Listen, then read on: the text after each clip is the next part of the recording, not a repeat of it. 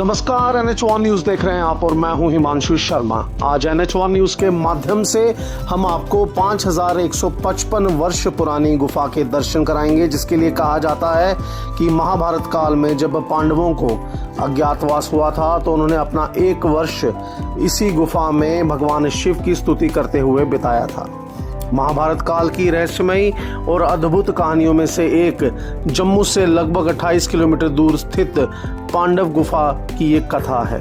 गुफा के पुजारी सुरेंद्र शास्त्री ने यहाँ की कथा बताते हुए कहा कि महाभारत काल में जब पांडव यहाँ अज्ञातवास में थे तो चेनाब नदी का शोर उनकी तपस्या में बाधा डालता था। इस पर पांडव पुत्र भीम ने अपने बल और श्राप से इस नदी को शांत कर दिया था।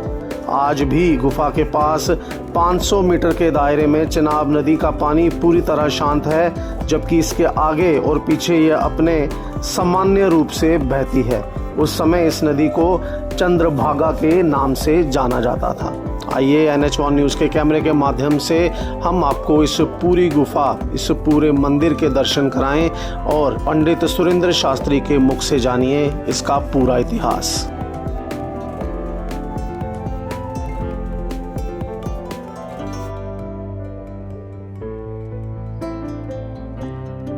मैं यहाँ अखनूर में हूँ, प्राचीन पांडव गुफा में। मेरे को यहाँ पुजारी के तौर पे, पंडित के तौर पे 19-20 साल हो गए हैं। और ये गुफा जो है, मेरा नाम सुरेंद्र शास्त्री है। ये गुफा जो है ये पांडवों के टाइम की है, 5155 साल पुरानी, मतलब कि द्वापर युग की गुफा है। जब 5 पांडवों को वनवास हुआ, वनवास के बाद 1 साल का अज्ञातवास, तो अज्ञातवास के टाइम यहाँ पांडवों ने भगवान शंकर जी की पूजा की थी। ये जो शिवलिंग आप देख रहे हैं, ये शिवलिंग 5155 साल पुराने हैं, आप शंभू हैं। इन्हीं की पांडव यहाँ पे पूजा करते थे और ये शिवलिंग से ही भगवान जी ने पांडवों को युद्ध में विजय प्राप्ति का आशीर्वाद दिया था। ये अखनूर नाम बाद में पड़ा है, पहले ये विराट नगरी होती थी। आगे किला है राजा विराट का।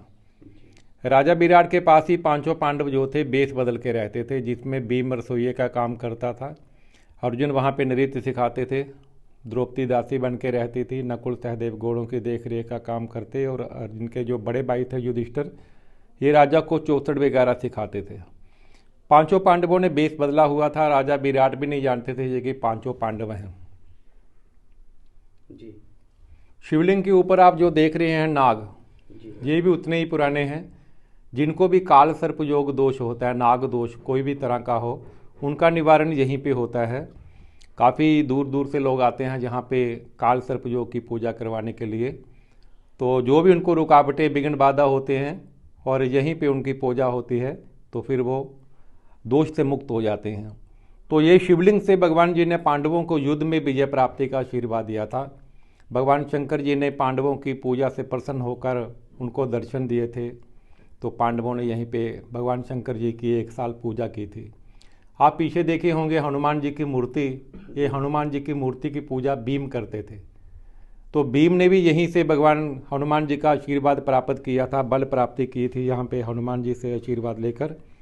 तो यहाँ से एक रास्ता था अमरनाथ का।